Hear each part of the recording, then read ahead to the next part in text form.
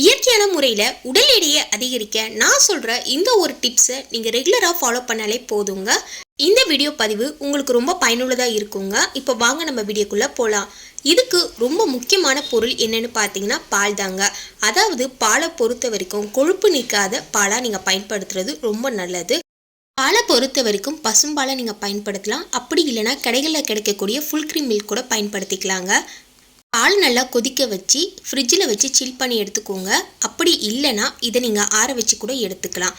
இப்போ ஒரு mixie jar எடுத்துக்கோங்க. இதில் ஒரு வாழைப்பழத்தை கட் பண்ணி நான் சேர்த்துக்கிறேன். நீங்கள் எந்த வாழைப்பழம் வேணாலும் சேர்த்துக்கலாம். பட் வெயிட் கெயின் பண்ணுறதுக்கு செவ்வாழையும் நேந்திர பழமும் அதிகமாக சேர்த்துக்கோங்க. டெய்லியுமே 2 வாழைப்பழம் சாப்பிட்லாங்க. பாலை திக்காக காய வச்சு 1 டம்ளர் அளவு எடுத்து வச்சுருக்கேன். பாலை கொஞ்சம் சில்லுன்னு அரைச்சி நீங்கள் குடிக்கிறதா இருந்தாலும் பரவாயில்ல, ஸ்மூத்தி மாதிரி.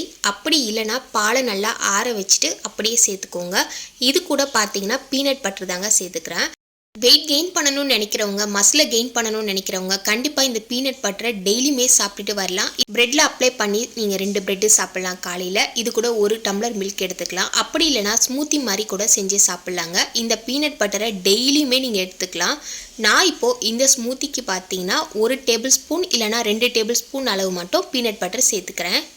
இந்த பீனட் பட்டர் உடம்புக்கு ரொம்பவே நல்லதுங்க. இது வேர்க்கடையிலேருந்து எடுக்கப்பட்ட ஒரு வெண்ணெய்னே சொல்லலாம். இந்த பீனட் பட்டர் பார்த்தீங்கன்னா அவ்வளோ நல்லது. இதை நீங்கள் வெயிட் கெயின் பண்ணுறதுக்கு டெய்லியுமே ஃபாலோ பண்ணிக்கலாம். இதை நீங்கள் 1 டேபிள் ஸ்பூன் அளவு மிக்சி ஜாரில் சேர்த்துக்கோங்க. நம்ம ஆல்ரெடி வாழைப்பழமும் பீனட் பட்டரும் சேர்த்துருப்போம். கொஞ்சம் லைட்டான இனிப்பு இருக்கும். இது கூட கொஞ்சம் இனிப்புக்காக நான் நாட்டு சக்கரை சேர்த்துக்கிறேன். இது கூட நீங்கள் தேன் கூட சேர்த்துக்கலாங்க. உங்களோட விருப்பம்தான். நம்ம லைட்டாக இனிப்பு சுவையாக சாப்பிட்ற மாதிரி இருந்தீங்கன்னா நீங்கள் நாட்டு சக்கரை சேர்க்கவே வேண்டாம். இதுவே போதுமானதாக இருக்கும். இல்லை எனக்கு கொஞ்சம் இனிப்பாக சாப்பிட்டா தான் பிடிக்கும்னு நினச்சிங்கன்னா கண்டிப்பாக இந்த நாட்டு சர்க்கரையை சேர்த்துக்கோங்க. அப்படி இல்லைனா வெல்லம் சேர்க்காதீங்க. அது டேஸ்ட்டு நல்லா இருக்காது. இது கூட நீங்கள் நாட்டு சக்கரை இல்லைனா தேன் சேர்த்துக்கலாம்.